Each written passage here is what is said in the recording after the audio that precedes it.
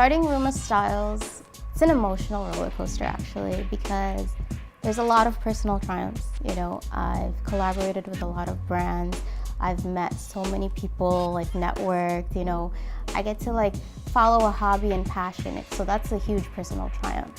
But with that comes personal struggles as well. You're developing in public, you know, emotionally as a person. People are gonna see who you are and how you portray yourself. I've always had a brother who was never supportive of this journey. If I'm ever like MIA or I'm kind of quiet on the gram, it's because I'm trying to figure out how to get over this personal struggle, you know? That's why I started early 2011, 2012, but there was a huge gap in between because I was like, my family's not for it. I can't let them down.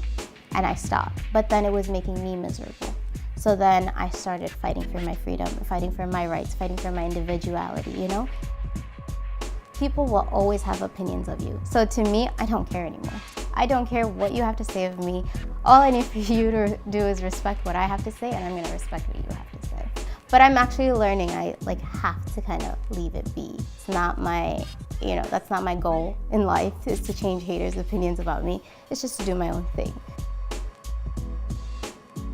Becoming a brand ambassador wasn't something that I was pursuing, it just kind of happened. I would just play with like styling clothes, and you know, I had photographer friends who wanted to do pictures, and I'd be like, hey, let's do this, you know, let's hang out, let's work on stuff.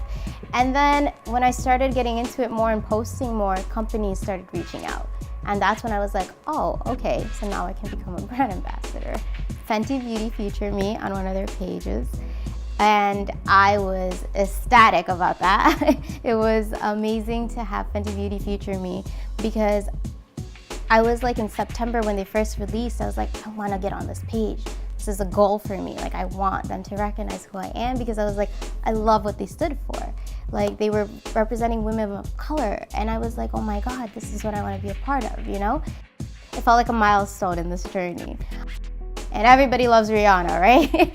But before that, I actually collaborated with H&M, which was kind of like a stepping stone. They came to me and they asked me for a collaboration, and I actually rejected that collaboration. It was one of the hardest things I've ever had to do, to be honest, because I was like, I want to be a part of this, you know? At the same time, I was like, I want to be a part of this major company. Everybody loves H&M, but I feel awful. And I went with my gut feeling, because I was like, I don't want to lose respect for myself. And I don't want people who are looking at me for inspiration to lose respect either. And I told them, I need to see more diversity. I need to see you guys actually working on your business methods and aligning it with your marketing. These are necessary topics to be talked about and bring to awareness and put it to an end. If there's an issue, I'm confronting you right away. My goal with becoming a brand ambassador is to make sure that girls like me, women like me, they have the chance to go out there and follow their dreams. And you can keep this balance of becoming, you know, if you have a 9-to-5 job, still follow your dreams. If you have family issues, you can still go out there and do your thing, you know? That's like the main goal.